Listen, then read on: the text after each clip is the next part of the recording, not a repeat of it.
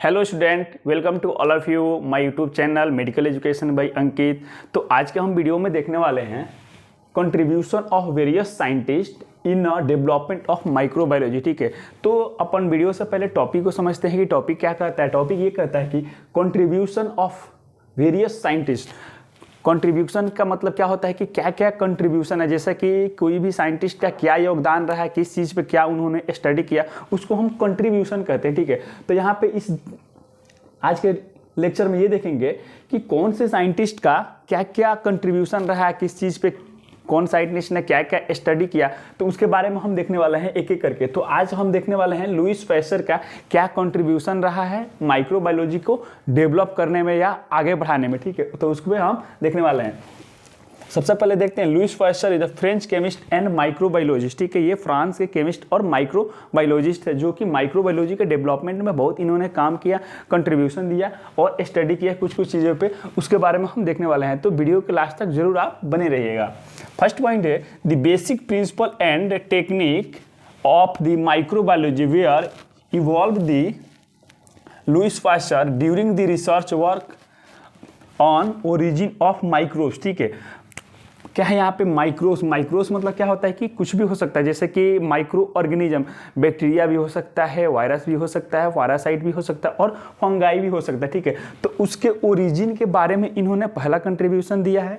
उसके बाद से सेकेंड कंट्रीब्यूशन देखते हैं, he introduce the technique of the sterilization. क्या कहा यहाँ पे सेकेंड पॉइंट ने, he introduced technique of sterilization and development of various sterilizing instrument like steam sterilizer, hot air oven and autoclave. यहाँ पे ऑटोक्लेव। ठीक है, यहाँ पे सबसे पॉइंट था कि स्टरलाइजेशन। ठीक है, स्टरलाइजेशन के बारे में इन्होंने क्या किया था, इंट्रोड्यूस किया था। मतलब कि उस टाइम पे स्टरलाइजेशन के बारे में लुईस पैस्चर ने इंट्रोड्यूस किया था। सबसे पहले देखते हैं स्टरलाइजेशन क्या होता है। जब भी कोई भी प्रोसीजर होता है इंस्ट्रूमेंट के द्वारा, ठीक है, जैसे कि मान लीजिए ओटी में कोई भी ऑपरेशन परफॉर्म किया डॉक्टर ने, ठीक है, तो वहाँ पे कुछ भी इंस्ट्रूमेंट हम अगर यूज कर रहे हैं, ठीक है, तो उसको एक पेशेंट से यूज करने के बाद से दूसरे पेशेंट में यूज नहीं कर सकते जब तक उसका स्टरलाइजिंग ना हो, उसका प्रॉपर वे में स्टरलाइजेशन ना हो। तो स्टरलाइजेशन के दौरान क्या होता है कि इंस्ट्रूमेंट को एक 110 या 121 के बीच में क्या करते हैं, उसको हीट किया जाता है। ठीक है, उसको हीट किया जाता है और हीट करने से क्या होता है कि बैक्टीरिया, जो भी बैक्टीरिया है, माइक्रो ऑर्गेनिज्म है, जो पेशेंट्स में ऑपरेशन के दौरान या कुछ भी अगर इंस्ट्रूमेंटल परफॉर्म हो रहा है, जैसे कि स्विचर्स लगा रहे हैं, ठीक है, उसके दौरान अगर कुछ भी अगर माइक्रो ऑर्गेनिज्म उसमें है इंस्ट्रूमेंट में, तो उसको क्लीनिंग करना, उसको फ्री फ्रॉम माइक्रो ऑर्गेनिज्म कहलाना ही स्टरलाइजेशन कहलाता है। ठीक है, तो स्टरलाइजेशन के बारे में लुईस पैस्चर ने इंट्रोड्यूस किया था। उसके बाद से डेवलप्स ऑफ वेरियस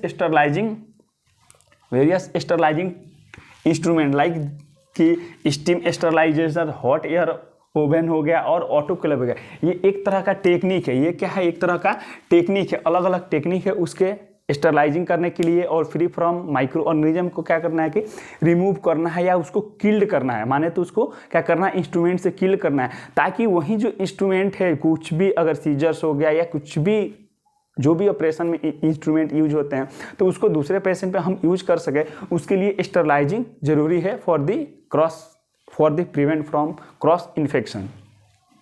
उसके बाद से नेक्स्ट पॉइंट है, he also introduced different factors affecting growth of microorganism such as temperatures, oxygen, anaerobic और aerobic, moisture, drawing, pH, etc. देखिए यहाँ पे क्या है, फैक्टर ऑफ हीटिंग।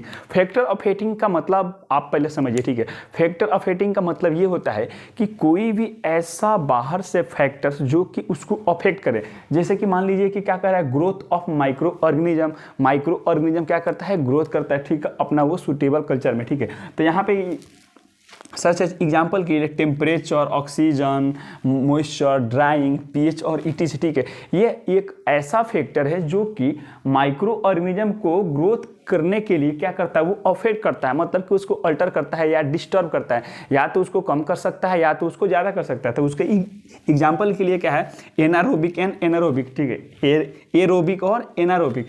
एरोबिक का मतलब होता है कि ऐसा माइक्रो ऑर्गेनिज्म जो कि ऑक्सीजन के प्रेजेंस में ग्रो करे, क्या होता है एरोबिक मतलब यह होता है कि कोई भी माइक्रो ऑर्गेनिज्म ऑक्सीजन के प्रेजेंस में ग्रो करे। और एनारोबिक का मतलब एन लगा हुआ है, एनारोबिक का मतलब ये होता है कि उसको ऑक्सीजन की ज़रूरत नहीं होती है ग्रोथ करने के लिए, इसीलिए इसको एनारोबिक कहते हैं। कुछ बैक्टीरिया वायरस या पैथोजन ऐसा भी होते हैं जिनको मॉइस्चर की ज़रूरत पड़ती है ग्रो करने के लिए, और कुछ होता है कि ड्राइंग की ज़रूरत नहीं होती है, ड्राई उसको किया जाए तो क्या होता है कि किल हो सकता है, ठीक है। अगर इसका फ्लक्चुएशन मतलब कि कहीं ज़्यादा, अगर मान लीजिए कि एरोबिक बैक्टीरिया है जिसको ऑक्सीजन की ज़रूरत है, अगर वहाँ पे एनारोबिक जहाँ पे ऐसा कल्चर उसको दिया जाए कि उसको वहाँ पे ऑक्सीजन मिले ही नहीं, तो वो क्या ग्रोथ करेगा? क्या बिल्कुल नहीं करेगा। तो ये एक तरह से क्या कर रहा है, उसको अल्टर कर रहा है, उसको डिफर कर रहा है, माइक्रो ऑर्गेनिज्म को ग्रोथ करने से क्या कर रहा है, रोक रहा है, ठीक है। इसीलिए इसको फैक्टर अफेक्टिंग, मतलब कोई ऐसा फैक्टर जो कि अफेक्ट कर रहा हो माइक्रो ऑर्गेनिज्म को ग्रोथ होने से।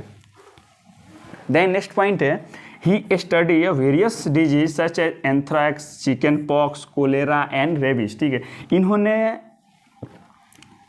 एंथ्रैक्स के बारे में, चिकन पॉक्स के बारे में जिसको गांव में माता जी के नाम से कहा जाता है, और कोलेरा जो कि विब्रियो के चलते होता है, विब्रियो कोलेरा जो कि आपको विब्रियो कोलेरा जैसे कि आपको क्या होता है कि बहुत हेवली लूज मोशंस होते हैं, और लूज मोशंस के साथ में क्या होता है कि जो आपका फूड का पार्टिकल्स स्टूल के साथ निकल जाए उसको क्या बोलते हैं, कोलेरा बोलते हैं। तो उसके बारे में भी इन्होंने स्टडी किया, और रेबीज के बारे में भी इन्होंने स्टडी किया।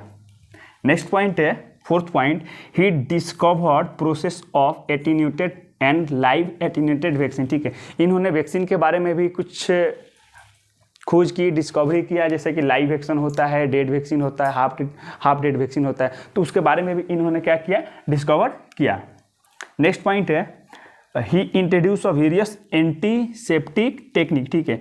यहाँ पे देखिए बहुत ध्यान से, एंटीसेप्टिक टेक्निक, देखिए यहाँ पे दो वर्ड है, एंटी मतलब कि अगेंस्ट, और सेप्टिक मतलब कि, सेप्टिक का मतलब होता है प्रेजेंस ऑफ माइक्रोबायोलॉजी या माइक्रो ऑर्गेनिज्म। जहाँ भी कहीं भी अगर सेप्टिक अगर यूज आए या सेप्सिस यूज आए, तो वहाँ से आप ये समझ लीजिए कि वहाँ पे माइक्रो ऑर्गेनिज्म का ग्रोथ है या वहाँ पे कोई इन्फेक्शन है। और यहाँ पे क्या है, एंटी मतलब अगेंस्ट, और सेप्टिक मतलब आपको बता दिए कि प्रेजेंस ऑफ माइक्रोबायोलॉजी। और टेक्निक मतलब कि कोई वे, कोई तरीका, उसको कैसे करते हैं कि उसको एंटीसेप्टिक में क्या क्या तरीका होता है, क्या क्या टेक्निक होता है, उसके बारे में भी इन्होंने खोज किया।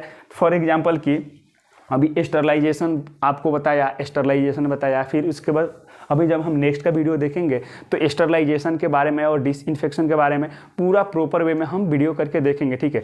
तो यहाँ पे आप इतना समझ लीजिए कि एंटीसेप्टिक टेक्निक ऐसा कुछ टेक्निक जो कि हम माइक्रो ऑर्गेनिज्म को वहाँ से किल करते हो या रिमूव करते हैं, तो उसके बारे में भी इन्होंने इंट्रोड्यूस किया था।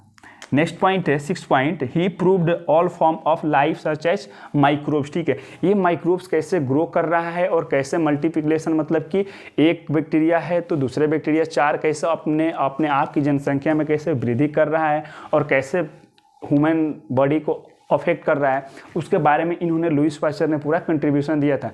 तो आज के वीडियो में हम लोगों ने देख ला कंट्रीब्यूशन ऑफ वेरियस साइंटिस्ट, देखेंगे आगे करके एक एक वीडियो, लेकिन आज के बारे में सिर्फ हम लुईस पास्चर के बारे में देखेंगे। नेक्स्ट का वीडियो जो होगा वो दूसरे साइंटिस्ट के बारे में, उनका क्या कंट्रीब्यूशन है, क्या योगदान रहा है माइक्रोबायोलॉजी के डेवलपमेंट में, वो वीडियो देखेंगे। तो आज के लिए इजाज़त दीजिए, और वीडियो अच्छा लगा है तो प्लीज़ वीडियो को लाइक करें, शेयर करें और चैनल को सब्सक्राइब करें ज़रूर। Thank you.